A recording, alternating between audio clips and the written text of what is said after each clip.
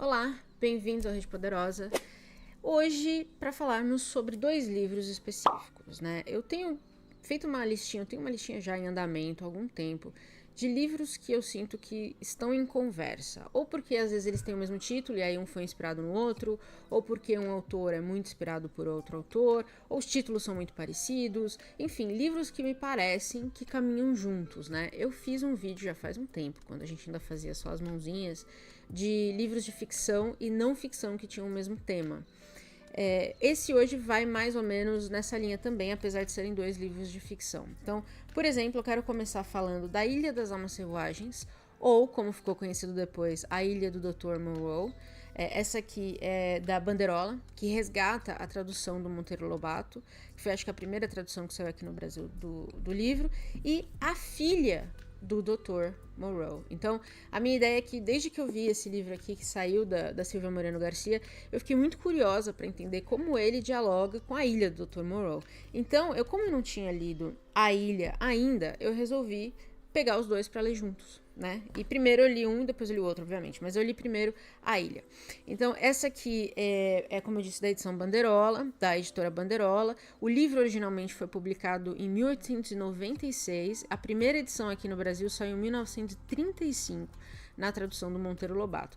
Desde então, o livro já caiu aí em domínio público, então tem muitas edições e muitas traduções diferentes também. Então, você pode escolher experimentar ou testar uma outra tradução também.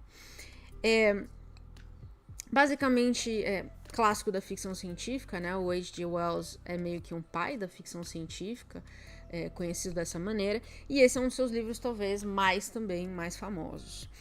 E aqui, basicamente, o que a gente vai? A gente vai acompanhar a história do Edward Prendick, é ele que narra a história, né? Então, ele tá em um navio que naufraga e ele é recolhido do mar por esse outro navio que tá passando ali naquele momento. Né, quando ele tá em alto mar, assim, ele passa próximo desse navio e ele é recolhido. A bordo desse novo navio está o Dr. Montgomery, que ajuda ele a se reabilitar, já que ele é um doutor, ele faz o que pode para ajudar o Prendick. O capitão do navio, porém, não quer o Edward lá, eu vou chamar ele de Edward, porque Prendick é um sobrenome que vai me dar um trava-língua.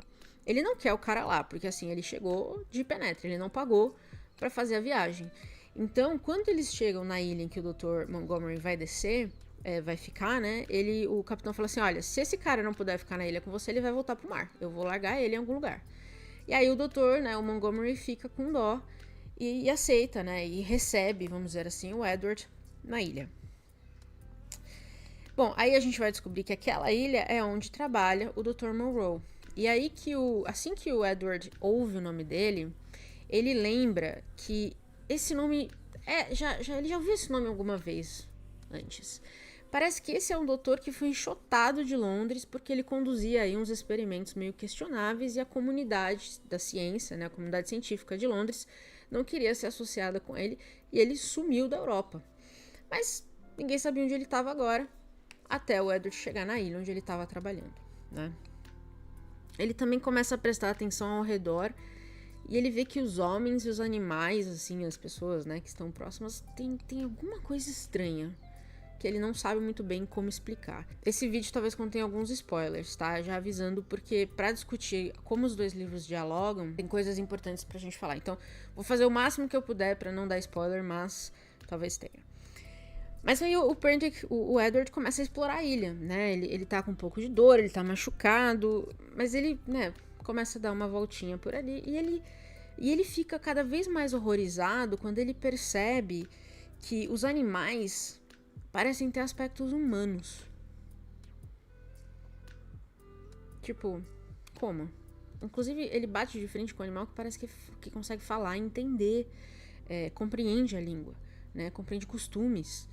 E aí ele começa a entender que essas são as experimentações do Dr. Moreau, né? Que é transformar esses animais com misturas inexistentes na natureza, assim, misturar o animal com o humano e ver o que acontece, né? E também ele tenta doutrinar esses animais de algum nível da humanidade, assim, ele chama eles de híbridos, né? Eles são conhecidos como híbridos na ilha. E ele tenta meio que ensinar para eles o que é ser, né, os costumes, as manias, tudo que é humano, né? Tirar a parte animalesca deles, vamos dizer assim. E aí a gente tem algumas questões na história em si, né? Por exemplo, tem a principal é a questão da ética. O Monroe já tinha sido enxotado da Europa porque esse tipo de experimento não era bem visto. Apesar de que a gente sabe que na história da medicina, muitos experimentos foram feitos de maneira questionável, né?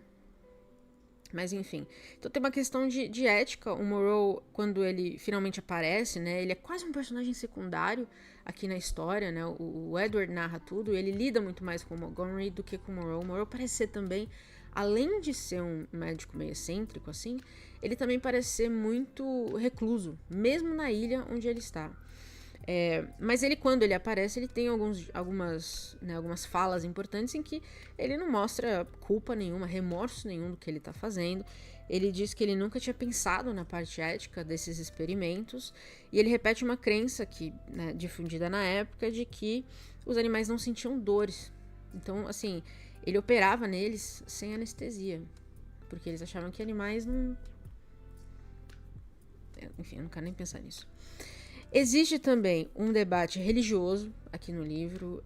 O Monroe se diz um homem religioso, o que é muito interessante quando ele se diz um homem religioso, mas não ético em relação à ciência, né? Eu acho que a gente tem muito o que pensar aí na união desses dois termos, mas enfim.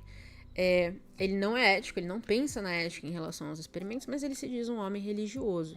E ele argumenta que os estudos dele, né, todos esses experimentos que ele está fazendo, são investigações das leis divinas. Ele quer entender como um homem é um homem, né? Como que esse homem é feito.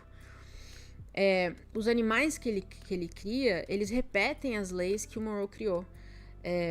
Funciona meio que como mandamentos também, né? E aí eles temem a fúria do Monroe. E aí o Monroe meio que assume esse papel de Deus, né? Se ele está criando um novo ser, um híbrido, como ele chama, ele meio que assumiu esse papel de pai, né, de Deus dessas criaturas. Mas os animais, o Wells refuta principalmente a questão da ética, né, de que os animais não sentiam dor, essa ideia de que os animais não sentiam dor, porque o laboratório do Monroe, onde ele faz as operações, os híbridos chamam de casa da dor.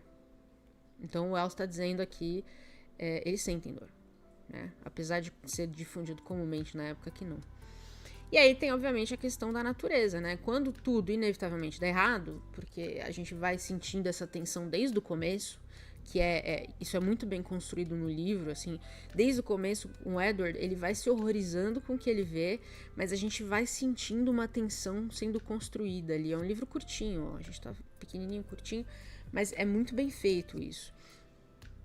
Quando tudo é errado, né, e as criações do Monroe, inevitavelmente, quando elas têm que reverter para um estado natural, elas não se revertem a homens, elas se revertem ao estado animalesco.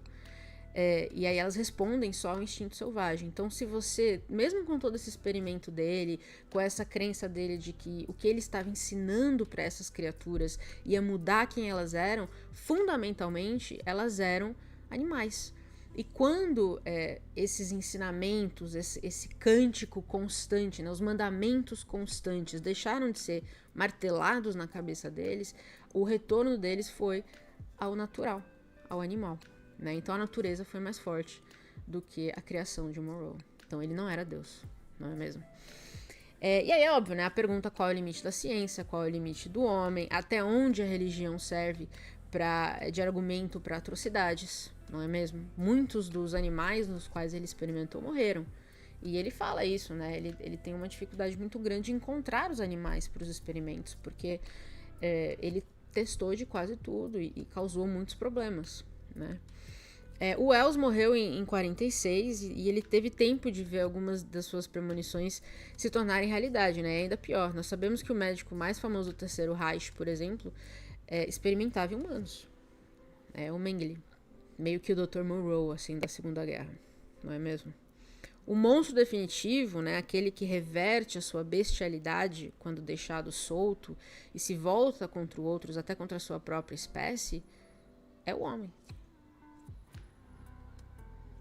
Um homem que tá numa ilha isolada, no meio do nada, porque a gente não sabe onde é essa ilha, tá? A gente só sabe que, assim, não é na Europa, porque ele foi chutado.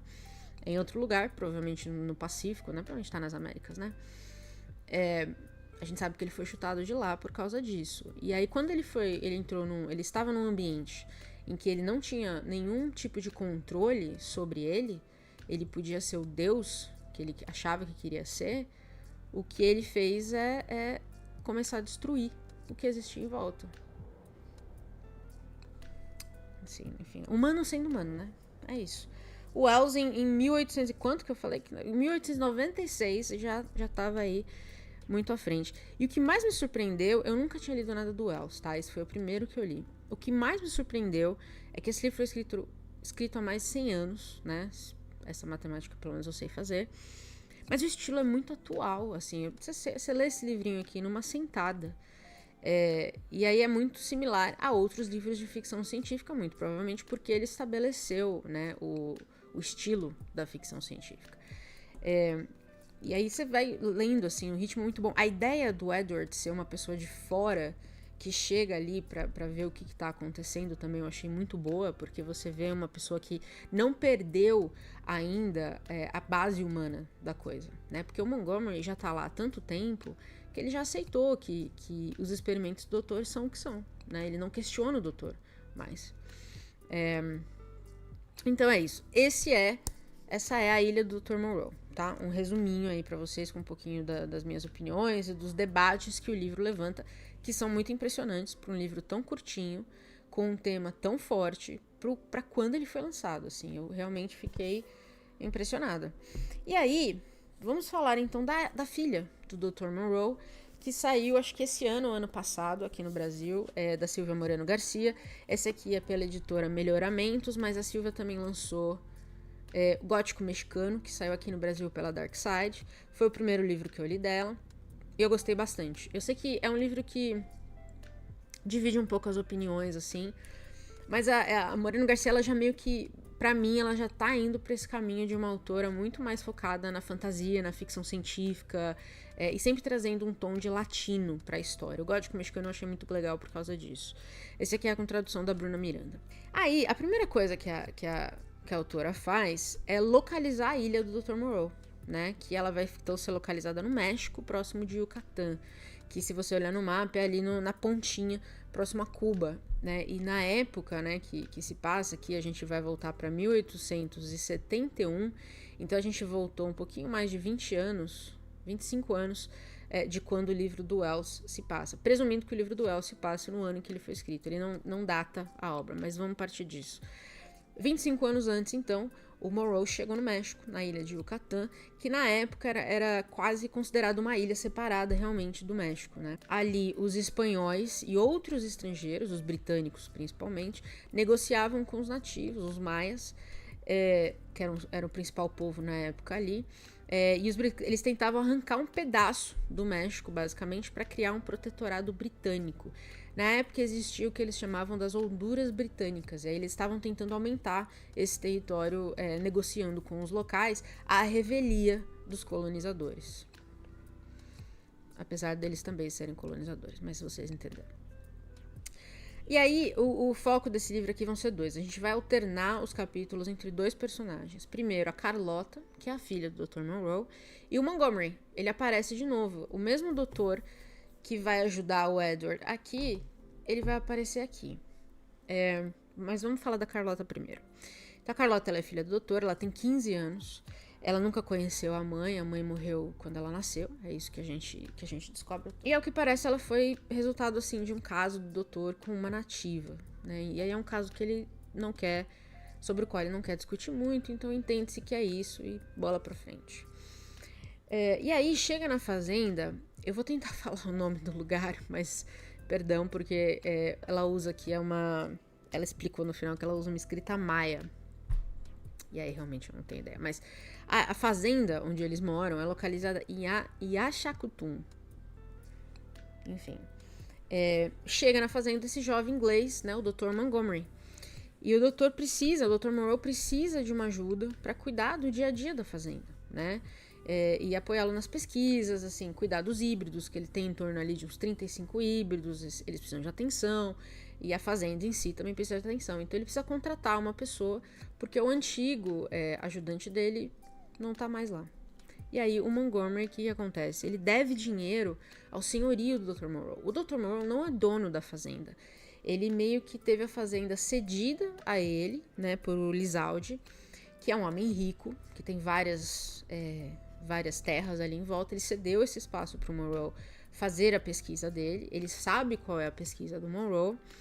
Então, ele é meio que um investidor, né, acho que a gente poderia chamar isso, né? Ele é um investidor, ele paga também muita coisa, ele dá dinheiro também para o Monroe poder comprar uns insumos que ele precisa para fazer a pesquisa. E o Montgomery deve dinheiro para o Lizaldi. Então ele meio que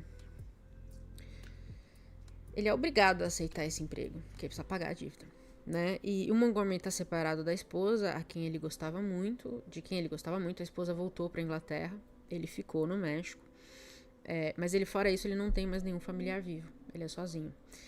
E ele é um alcoólatra, né? Ele não se sente mais bem-vindo na Inglaterra, por isso que ele não voltou mais. E ele passa a vagar pela América Latina, assim. Ele, por exemplo, diz que conhece muito bem a Honduras britânica.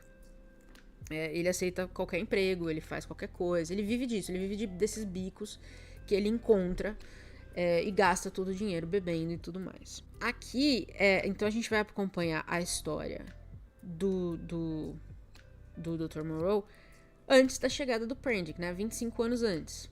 Então, lembrando, 1871. Quando eu cheguei nessa parte do livro, eu falei, bom, legal, acho que ela vai contar aqui pra gente como Montgomery passou a ser, né, o apoio do Dr. Monroe. Mas vamos lá. Eventualmente, quando o Montgomery começa a trabalhar, ele vai conhecer os híbridos, né? Ele precisa saber com quem que ele vai lidar. Então ele fica fascinado com a ideia dos híbridos, assim, talvez pro bem e pro mal. Ao mesmo tempo que ele tá horrorizado, ele também tá fascinado. E aí ele começa a ajudar a trabalhar na fazenda e ajudar o Dr. Monroe. Enquanto no livro do Wells, eu não vi uma discussão muito clara de pra que a pesquisa vai servir. Tipo, o doutor parecia que estava fazendo esses experimentos porque ele podia, né? Porque ele queria fazer, ele podia fazer, então ele fez. Aqui tem uma resposta mais assertiva para isso. Para mão de obra. O Lizaldi tem muito terreno.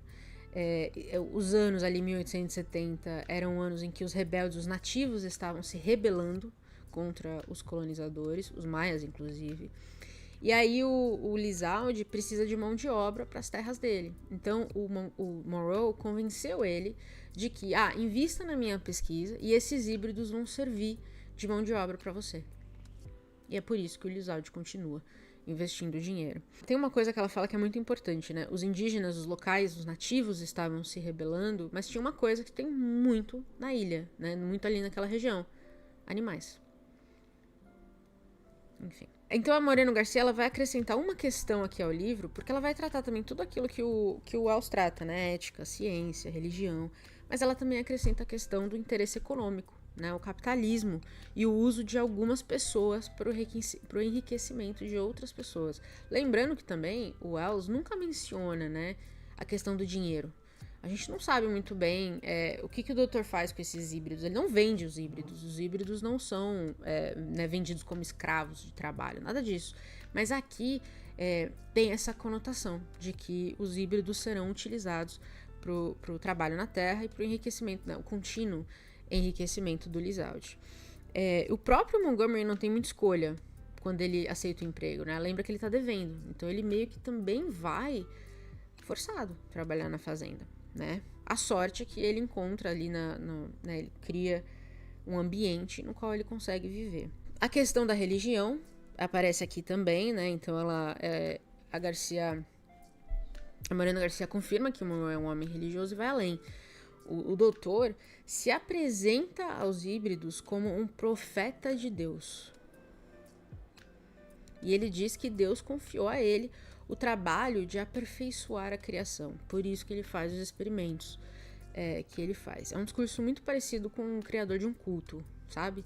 Se você for estudar todos os cultos da história, você vai ver que esse posicionamento de eu sou um profeta, a mim foi confiada uma tarefa muito específica, é bem similar, né? Então os híbridos sofriam, eles sentiam dor, eles tinham problemas, muitos deles tinham problemas depois, mas tudo isso era para o bem da humanidade.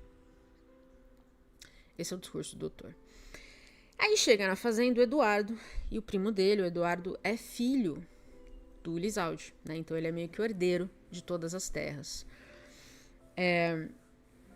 Ele visita Yazakutun, de novo, espero que eu esteja falando certo, para entender o que o pai tá fazendo ali, né? No que o pai tem investido, porque tem muito segredo em volta do que o Monroe faz. E aí ele se torna meio namorado por Carlota, assim, ele fica fascinado por ela. Que ela é muito bonita, e aqui já tá passando os anos, já passou 6 anos, então ela já tem mais, ela tem seus 21 anos, ela é uma mulher muito bonita, formosa, né, muito, muito modesta, e aí ele fica encantado com ela. A Carlota vivia, ela mesma meio que como uma ilha, né, ela vivia isolada do mundo, e ela só conhecia o que o pai apresentava para ela, ensinava para ela, e o que ela lia nos livros de aventura e piratas, que ela gostava muito. Então a chegada do Eduardo também traz o mundo de fora para dentro da ilha, né? Tal qual o Edward. Então pense o nome dele, entendeu? O Edward que chega aqui é um Edward que vai trazer o mundo para cá, né? E é interessante porque a gente acompanha também a Carlota entendendo ou vendo outras opiniões sobre o que o pai faz, e isso também começa a fazer com que ela questione a criação. Quase como, eu fico pensando assim, é quase como se Carlota fosse um exemplo muito, muito específico de uma pessoa que começa a questionar a sua própria religião. Porque ela também concordava que o pai era um profeta de Deus. Foi isso que ela aprendeu a vida inteira. E aí, de repente, ela, né, depois de algumas coisas acontecerem, ela começa a questionar se isso é verdade. Aqui a gente tem muitos gêneros em um, tal qual no livro do Wells, né? A gente tem ficção científica, a gente tem um Coming of Age, da Carlota, acho que a gente pode dizer isso. É um livro sobre amadurecimento. A gente tem um romance. Então tem um pouquinho mais de mistura de gêneros do que tem no Wells, originalmente. E ela conseguiu juntar tudo isso numa história que contextualiza e amplia a obra do Wells. Pelo menos pra mim. Eu acho que esse aqui, A Ilha do Dr. Monroe, pros anos 2020, é ótimo. Realmente foi muito surpreendente. Eu achei que era um prequel, né, que, como eles chamam, que ia ser meio que o antecedente à Ilha do Dr. Monroe, mas na verdade ele se encerra nele mesmo. Então ele é um reconto do livro do Wells, né? Ela recria a mesma estrutura do livro do Wells. Então uma pessoa nova chega à ilha, né? Descobre os segredos, discussões diversas acontecem sobre ética, religião e ciência, e aí tem um conflito final. A estrutura dos livros é exatamente igual, e ela faz isso muito bem. A autora, no final do livro, ela diz que o livro, que esse aqui é levemente inspirado em A Ilha do Dr. Monroe, mas eu vou ser sincera, eu não acho que isso é verdade, considerada todas as semelhanças que eu citei aqui, né? As discussões temáticas serem as mesmas, a estrutura ser a mesma. Eu acho que é fortemente inspirado em A Ilha, mas talvez ela não quisesse ter uma ligação tão direta. Porém, o nome não tem como fugir, né? E é isso, eu recomendo os dois. Inclusive, se você quiser lê-los juntos, eu acho que você vai gostar bastante. Foi uma experiência muito interessante ler A Ilha de Dr. Monroe, um clássico da ficção científica que eu nunca tinha lido antes, e ler H.G. Wells pela primeira vez. Eu sempre ficava meio cabreira de talvez ser muito... Ser uma linguagem talvez que eu não achasse tão simples de entender. Já quebrei esse preconceito, tranquilo de entender, pretendo ler mais H.G. Wells, e recomendo A Filha do Dr. Monroe para quem quer ler uma ficção científica baseada numa história muito clássica, mas muito bem atualizada, assim, realmente colocada em 2020 de uma forma muito factível. Se ela tivesse escrito esse livro e o Wells não tivesse escrito o livro dele, ainda assim ia ser um bom livro. Então recomendo que vocês deem uma olhadinha nos dois. E se você já leu algum desses, me conte o que achou, ou se já leu os dois também e já conseguiu fazer paralelos entre eles, que talvez eu tenha perdido. Me contem, e pretendo ler mais os dois. A Silvia Moreno eu quero acompanhar com certeza a carreira dela. Eu tô muito impressionada até agora com o que eu li dela. Eu sei que já saiu outros livros dela na gringa que ainda não chegaram aqui, mas eu vou ficar de olho. E como eu disse, definitivamente eu vou ler mais H.G. Wells. E é isso. Recomendem-me livros de ficção científica. Adoro. Preciso ler mais ficção científica, inclusive. Tá na minha listinha pro ano que vem. E a gente se vê no próximo vídeo. Tchau.